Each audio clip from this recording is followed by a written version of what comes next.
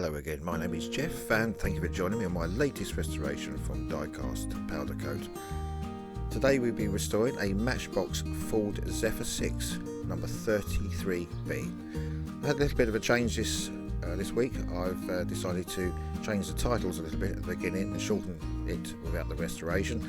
This is due to having some problems with YouTube and the copyrights. Even though I've paid for the music, every time I upload the startup, I end up having to do a dispute as to why I can use the music. So I've got my own music again now, and so that's why we've changed the titles. Well, there we go. Here's our first little look at it. It's pretty good condition. The very chipped. The glass, I thought when I first bought it would be damaged, so I bought some new glass, but so we'll use the new glass later on. So first of all, just drilling out the one rivet.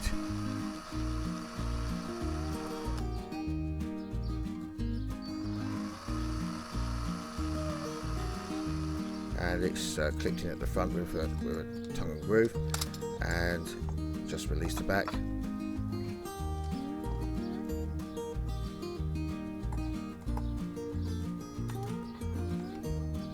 there's a little suspension mechanism, just a thin piece of plastic. The inside is a bit dirty, but good condition.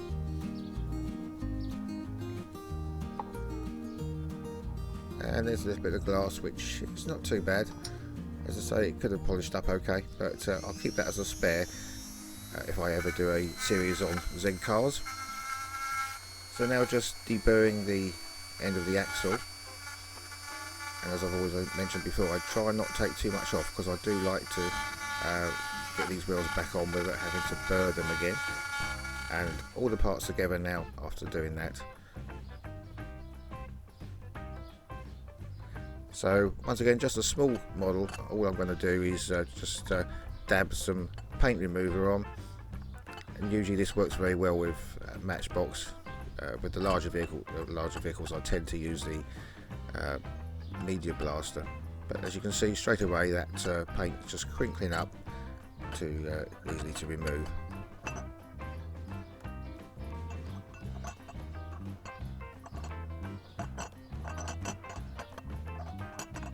And then after a little bit of a wash down, just a few little bits of paint remaining. So we just use the spinning Dremel, copy Dremel, just to give it all the polish and get the remaining paint off.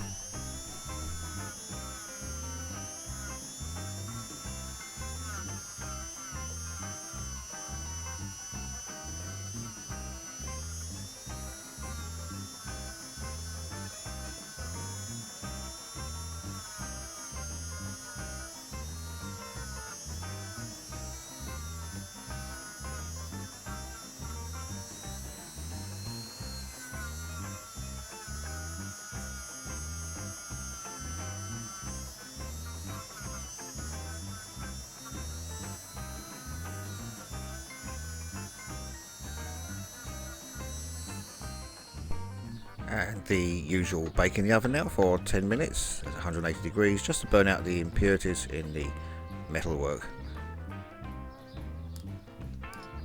And whilst that's cooking, we'll get on and start looking after the interior. You can see there I've got the new bit of plastic glass to go in. So I'm just cleaning the interior now, which was just dirty, not broken at all.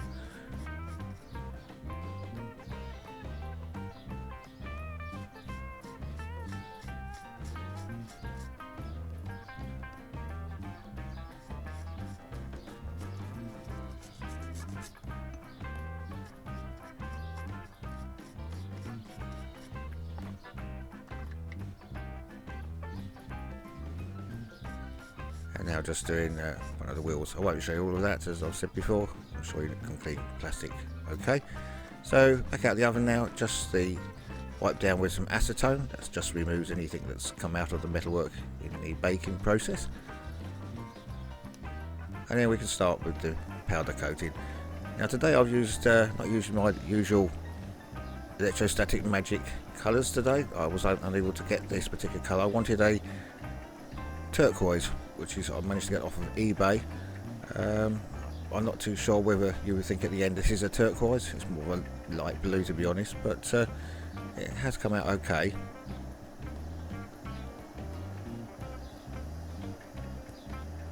And in a moment I'll be doing the base with electrostatic magic gloss black. And I'd like to just thank once again all my subscribers, both old and new. Your support is greatly appreciated. And here we go then with the base with the gloss black, and very finely coating it, so I don't want to lose the lettering on the base.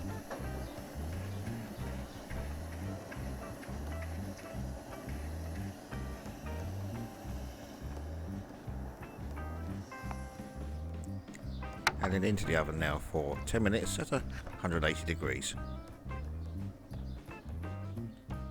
Okay, it's back from the oven now, and it's come out very well. I don't know if you think this is a turquoise or not, but it has come out well, and I think the colour does suit it.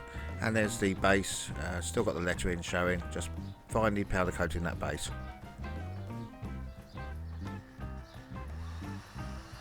So we'll get on now and polish the axles with the drill and a little bit of envy paper.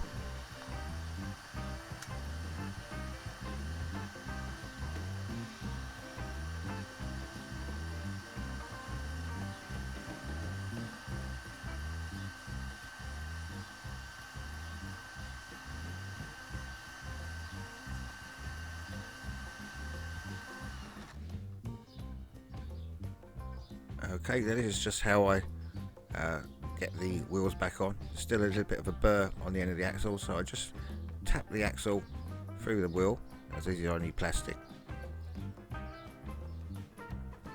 I actually need a lighter hammer. I wasn't banging it that hard, I don't want to damage it, but just lightly tap it on, and then put the wheel on the other side, and then just bang that axle through, and they do stay on quite nicely. So all the bits and pieces are in now inside, just the one rivet to go back in, the false fake rivet. It's not too long, it's actually clipped back in on its own anyway, but this is just for cosmetic reasons, but also it does give a little bit of support to it. And of course you think you've got it in, and then it comes out again. I do try all sorts of ways doing this, but in the end I had to resort to fingers, which is probably the best way, but you just don't want glue all over the model once you've done it.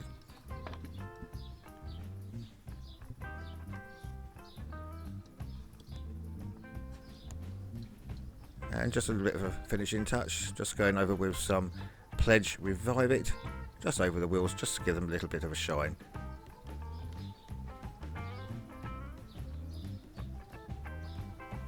And with that done and my little bit of chrome painting, she's finished.